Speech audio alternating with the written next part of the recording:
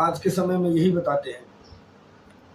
और देखा ये जा रहा है कि आज के समय में जो भोजन लोग करते हैं,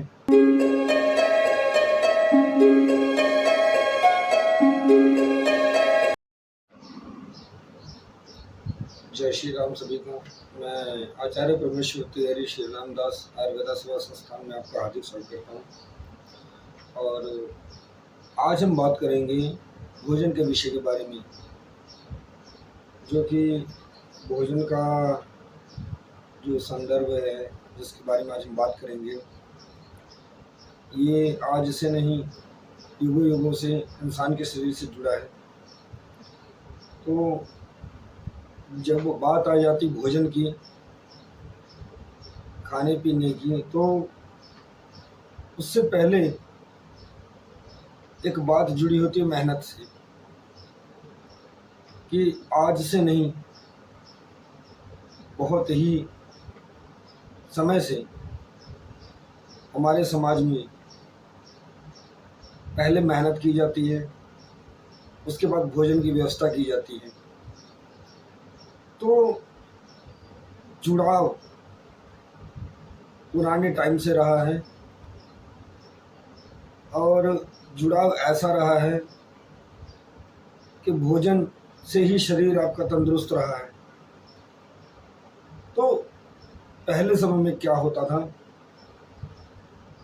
जो लोग मेहनत करते थे, जो लोग पूरी अपनी दिनचर्या इकट्ठा करते थे, वो जब भोजन का सेवन करते थे तो एक वो भोजन करने की रुचि ही अलग होती थी।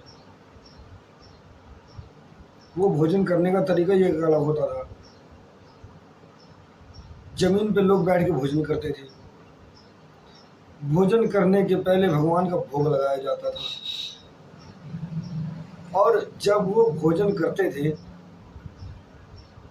तो जो सामने आता था थाली में, भगवान का प्रसाद समझकर खाते थे। वो पूजा करने के बाद जो भी प्रसाद आता था सामने, उसको भगवान का प्रसाद समझकर खाते थे, और मन में कोई शौक, कोई विकार, कोई चिंता नहीं रखते थे। उनका सारा ध्यान भोजन करने भी होता था। मेहनत वो भी करते थे, जिम्मेदारियां उनके सर पे भी थी, लेकिन भोजन के समय केवल वो भोजन पे ही ध्यान देते थे और किसी चीज पे ध्यान नहीं देते थे। तो ये तो चलो बात थी पुराने समय के लोगों की, जो भोजन करते थे और भोजन की व्यवस्था भी करते थे। और वही आज भी समय है, बस तरीके बदल गए, अवस्थाएं बदल गईं। आज भी लोग भोजन के लिए ही घर छोड़कर शहरों में आने लग गए, शहरों में भोजन कमाने लग गए, अच्छा पैसा कमाने लग गए। लेकिन कहीं ना कहीं आज की जनरेशन ये भूल गई कि भोजन कमाने के लिए शहर में तो आ गए, लेकिन व्यवस्था इतनी बढ़ गई, जिम्मेदारियां इतनी बढ़ गई कि वो बेचारे भोजन कमाते तो हैं, पैसा कमाते तो हैं, लेकिन जब भोजन करने की बारी आती है उनकी, जब भोजन की व्यवस्था होती है, सामने जब थाली आती, तो उनके मन में वही चिंता, वही शौक, पता नहीं क्यों वो रखते हैं, जो कि ऐसा नहीं होना चाहिए। भोजन के संदर्भ में आयुर्वेद में बहुत सी बातें लिखी हुई हैं, बहुत से तरीके बताए हुए हैं कि भोजन ही एक ऐसी अवस्था है कि आपका जैसा मन रहेगा वैसा ही अन्न बनेगा।